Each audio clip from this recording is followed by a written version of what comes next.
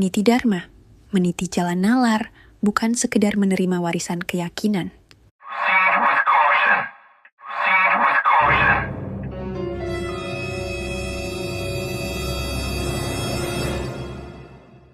Selamat datang kembali teman-teman di Niti Dharma.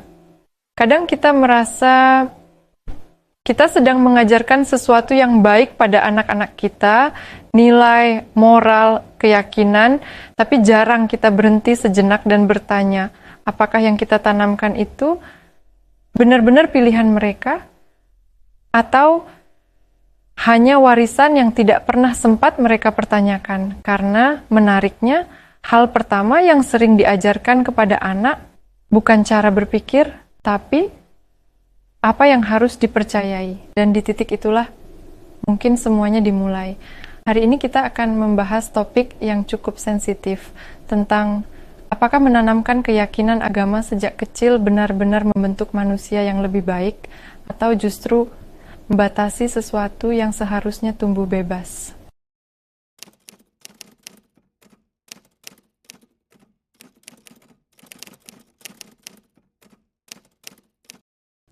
Halo semuanya, selamat datang di channel Niti Dharma. Apa hal pertama yang biasanya diajarkan ke anak-anak bahkan sebelum mereka bisa mikir sendiri? Bukan cara ngitung matematika, bukan cara bertanya, bukan juga gimana caranya mikir kritis atau ungkapin perasaan, tapi soal keyakinan agama. Bukan cuma percaya sesuatu, tapi percaya keyakinan dalam konteks agama. Keyakinan tanpa pertanyaan. Keyakinan buta, di situ semuanya dimulai, jauh sebelum anak ngerti apa itu kebenaran sesungguhnya. Mereka diajari apa yang harus dipercaya, dan seringkali keyakinan itu disampaikan bukan sebagai kemungkinan, bukan sebagai sudut pandang, tapi sebagai kebenaran mutlak yang gak boleh dipertanyakan. Itu bukan pendidikan, itu pemrograman anak sejak dini. Dari kecil, anak-anak udah dicekokin cerita tentang penciptaan, surga dan neraka, hukuman dari Tuhan, dan pahala abadi. Ceritanya dikemas dalam buku-buku warna-warni, disampaikan dengan senyuman orang dewasa, dinyanyikan dalam lagu, diulang-ulang di ruang kelas, dan kadang disisipin rasa takut juga. Cerita-cerita itu bukan cuma dongeng. Mereka jadi cetak biru moral, aturan sosial, dan cara melihat dunia yang diberikan ke otak anak yang belum bisa mikir kritis. Dan disitulah kerusakan mulai terjadi, karena kalau keyakinan ditanam sebelum kemampuan berpikir, maka pondasinya akan sulit berubah. Seorang anak yang diajari bahwa umur bumi cuma 6.000 tahun, padahal secara ilmiah, usia bumi diperkirakan sekitar 4,54 miliar tahun. Anak jadi merasa dikhianati saat mereka besar nanti. Mereka belajar tentang fosil, carbon dating, dan usia asli planet kita. Tapi yang lebih parah, mereka juga diajari bahwa meragukan agama itu berbahaya, bertanya tentang kebenaran agama itu dosa, dan berpikir kritis dianggap pembangkangan. Akhirnya apa yang terjadi? Pikiran berhenti bertanya, otak yang sejatinya dirancang untuk mengeksplorasi, jadi takut sama rasa penasarannya sendiri. Penjara paling kuat adalah penjara yang gak kamu sadari, tapi kamu ada di dalamnya. Dan buat banyak pikiran muda, agama jadi penjara itu. Bukan karena galak atau keras, justru karena dia lembut dan diam. Ia dibungkus dengan kebaikan. Bicaranya halus dan menenangkan. Tapi secara diam-diam, dia memprogram ulang otak anak-anak kecil untuk menerima sesuatu tanpa bukti, mengutamakan ketaatan daripada pemahaman, dan menghubungkan keraguan dengan rasa bersalah. Begitulah cara meracuni pikiran anak, bukan dengan menyakiti, tapi dengan mengendalikannya. Sekarang coba pikir, berapa banyak potensi manusia yang hilang karena cuci otak dogma agama ini? Anak yang mungkin bisa jadi ilmuwan hebat, malah diajari bahwa semua jawaban sudah tersedia. Anak yang penasaran tentang alam semesta, disuruh diam dan jangan nanya. remaja yang merasa dirinya berbeda, dicap berdosa, anak perempuan yang kritis dan ingin tahu, disuruh tunduk, bukan karena logika, bukan karena bukti, tapi karena cerita yang diwariskan oleh orang-orang yang dulu juga nggak pernah dikasih kesempatan untuk bertanya. Dan siklusnya terus berulang. Ini bukan cuma soal kepercayaan pribadi. Ini soal bagaimana masyarakat membentuk cara pikir generasi. Sekolah-sekolah yang lebih mendorong kurikulum agama daripada pemikiran kritis, bukan mencetak pemikir bebas, tapi pencetak pengikut agama. Ada negara yang mendanai institusi Kementerian Agama dari pajak rakyat, tapi pendidikan sains malah kekurangan dana. Ada anak-anak yang diajari doktrin agama sebagai fakta dan teori evolusi sebagai kebohongan. Dan ketika kamu membesarkan generasi dalam lingkungan di mana fiksi dianggap fakta dan fakta dianggap bahaya, kamu menciptakan populasi yang akan menolak kebenaran. Sebuah studi dari University of Chicago menemukan bahwa anak-anak yang dibesarkan dalam keluarga yang sangat religius justru lebih kesulitan membedakan antara fantasi dan kenyataan dibanding anak-anak yang dibesarkan di keluarga sekuler. Coba bayangin, apa artinya itu? Artinya, kemampuan dasar mereka untuk membedakan mana yang nyata dan mana yang enggak terganggu. Bukan karena mereka bodoh, tapi karena dari kecil sudah diprogram dogma agama. Keyakinan tanpa bukti jadi kebiasaan. Dan kalau kebiasaan itu ditanam sejak kecil, ia tumbuh dalam-dalam. Anak-anak tumbuh dengan takut neraka, takut bikin Tuhan marah, takut berdosa hanya karena berpikir. Dan rasa takut itu nggak hilang gitu aja. Ia berkembang. Jadi kecemasan, rasa bersalah, penekanan emosi. Banyak orang menghabiskan masa dewasa mereka buat mencabut keyakinan yang ditanam sebelum mereka bisa baca.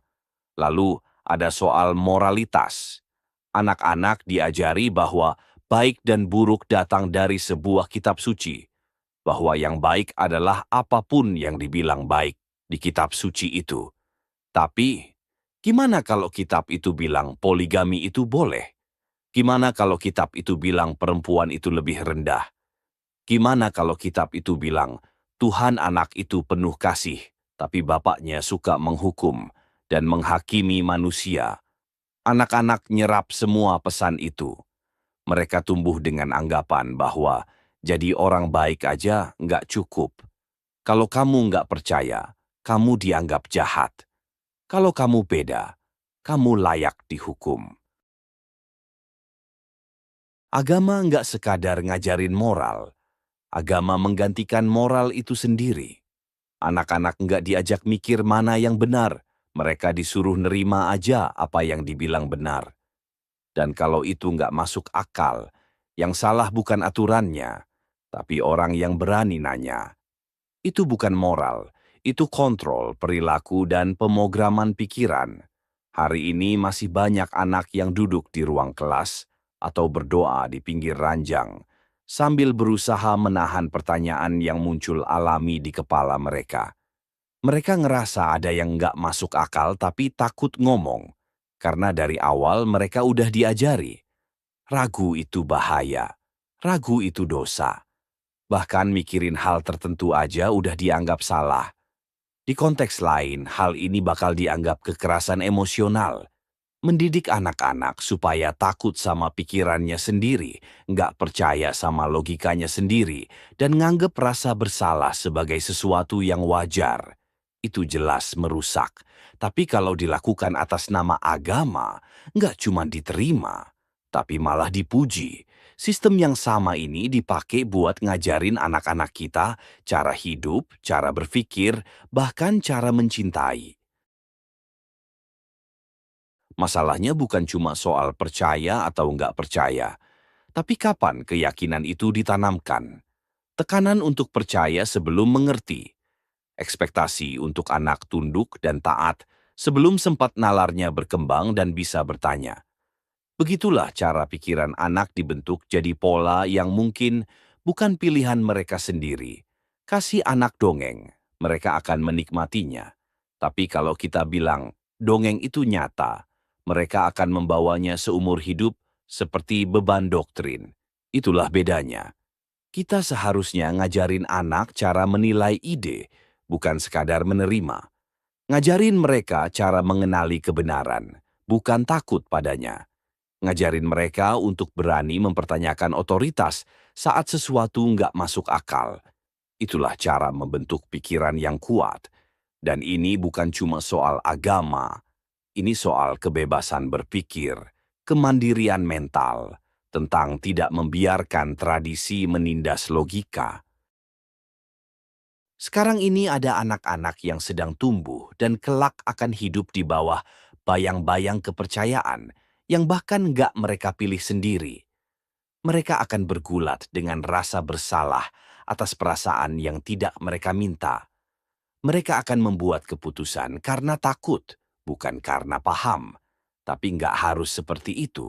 Kita bisa membesarkan anak-anak yang penasaran, bukan terprogram.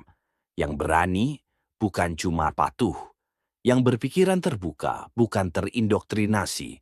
Tapi itu semua butuh keberanian untuk mempertanyakan sistem yang sudah terlalu lama kita terima mentah-mentah yang bernama doktrinasi agama. Pikiran anak bukan gelas kosong yang harus diisi dogma agama. Mereka adalah api yang harus dinyalakan dengan nalar logika. Dan nalar logika tidak seharusnya ditakuti, dipatuhi tanpa dimengerti, ditaati sebagai harga mati. Masa depan bukan milik mereka yang taat membabi buta. Masa depan milik mereka yang berpikir.